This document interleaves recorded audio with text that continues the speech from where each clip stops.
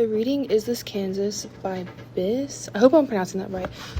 To me, it mostly how, like, the main takeaway I got from that was, like, her talking about race and class and kind of how people think differently about the violence and everything, considering what race and what class it is. She had a quote, her main point. I pulled a quote from it. When the poor are white, we talk about class. When the poor are black, we talk about culture. It kind of talks about how, like, people are treated differently based on just what they look like, and that kind of affects how their class may be seen as. Kind of talking about how society doesn't treat everybody the same when certain events are happening or when everyone's falling apart together. They divide it up into groups.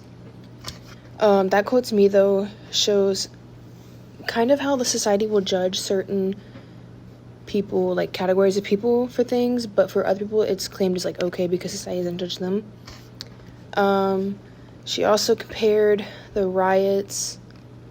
She had said, I seen a mob flip a car before. It was after a football game.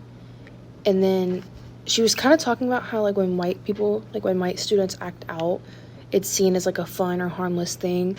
But she had said something about with Hurricane Katrina, when black people did the similar things during a crisis, it's seen as dangerous or criminal. And the essay, the way it was written, I think was very informal, like formal, but not in like a very professional way, if that makes sense. She jumped around a lot between stories, facts, and her own experiences, which I think really helped her essay, though. I think she kind of did that to show how confusing things can be, how, like, one day it can be like this and the next day it could be like that, but without actually saying that.